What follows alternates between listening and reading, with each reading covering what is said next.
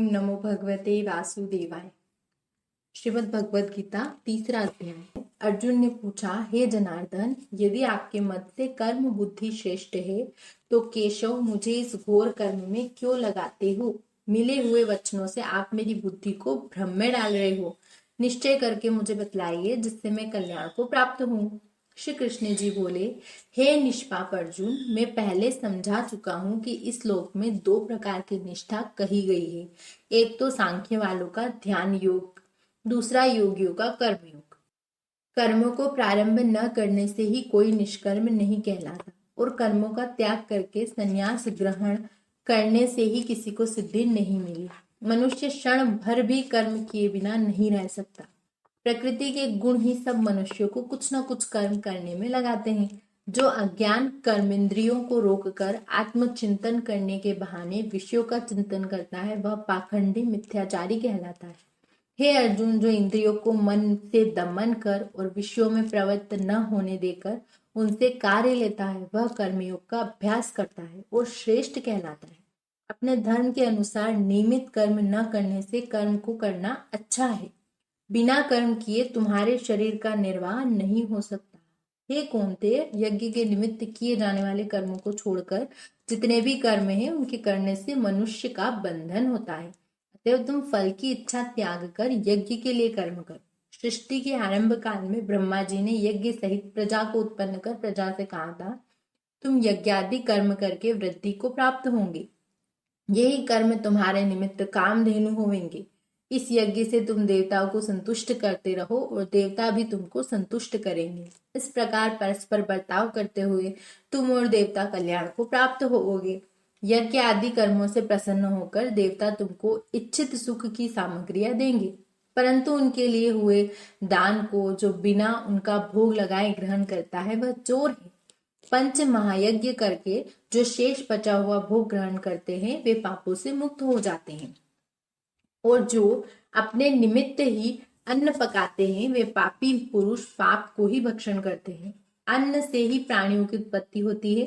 अन्न वृष्टि से उत्पन्न होता है, वृष्टि यज्ञ द्वारा होती है और यज्ञ की उत्पत्ति कर्म से होती है। कर्म की उत्पत्ति ब्रह्म से हुई है, ब्रह्म अक्षर परमात्मा से। इस प्रकार सदा पदार्थों में रहने वाला जो ब्रह्म है वह सब यज्ञों में प्रस्तुत है। हे पार्थ, इस प्रकार चलाए हुए कर्म चक्र के अनुसार जो नहीं चलता वह पापमय है और उसका जीवन व्यर्थ है। जो पुरुष आत्मा में ही रहता है और आत्मानंद अनुभव से तृप्त रहता है, आत्मा में ही संतुष्ट है, उसके कुछ विकारी शेष नहीं है। वह कर्म करे या ना करे उसको कोई प्रयोजन अथवा लाभ नहीं है और किसी प्राणी में अपना लाभ करा लेने की भी उसे कोई आवश्यकता नहीं है। इसलिए तुम भी फल प्राप्ति की इच्छा त्याग कर्तव्य का पालन करो, क्योंकि फल की इच्छा त्याग कर कर्म करने वाला पुरुष मोक्ष को प्राप्त होता है। हे पार्थ, मुझको तीन लोकों में भी कर्म शेष नहीं रहा और न कोई अप्राप्य वस्तु प्राप्त करनी है, फिर भी मैं कर्म करता हूँ। यदि हम ही आलस्य में आकर कर्मों को नहीं करेंगे तो अन्य मनुष्य भी हमारे ही पथ का अनुसरण करेंगे। इससे मैं कर्म न करूं तो सब लोग भी कर्म न करने से नष्ट हो जाएंगे। इससे मैं वर्ण संकर के उत्पन्न करने का हेतु बनकर प्रजा को नष्ट करने वाला समझा जाऊंगा। जिस प्रकार अज्ञानी फल की इच्छा करके कर्म करता है, वैसे ही धन की इच्छा न करते हुए ज्ञानी को लोक शिक्षा की इच्छा करते हुए कर्म करना उचित है। कर्म में आसक्त अज्ञानियों की बुद्धि में ज्ञानी भेदभाव उत्पन्न न करे, परंतु आप स्वयं कर्म करता हुआ उसमें भी प्रसन्नता पूर्वक कर्म करावे।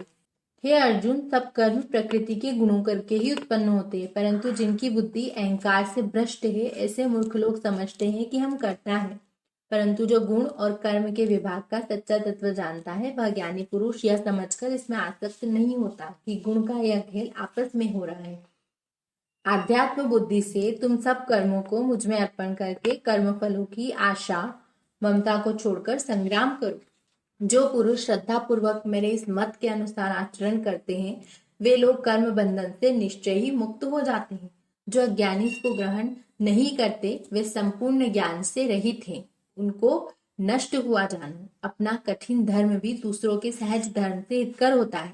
स्वधर्म में मरना भी कल्याणकारक है, परंतु अन्य धर्म भयानक है। अर्जुन ने कहा, हे विष्णु नंदन श्री कृष्ण, पुरुष को पाप करने की इच्छा न होते हुए भी उसे कौन जबरदस्ती पाप के मार्ग में प्रवृत्त करता है। श्री कृष्ण जी बोले, रजोगुण से उत्पन्न होने वाले काम व क्रोध मनुष्य को पाप मार्ग में ले जाता है। इसके करने से उत्पन्न इच्छा कभी तृप्त नहीं होती। ये महापापी और शत्रु है।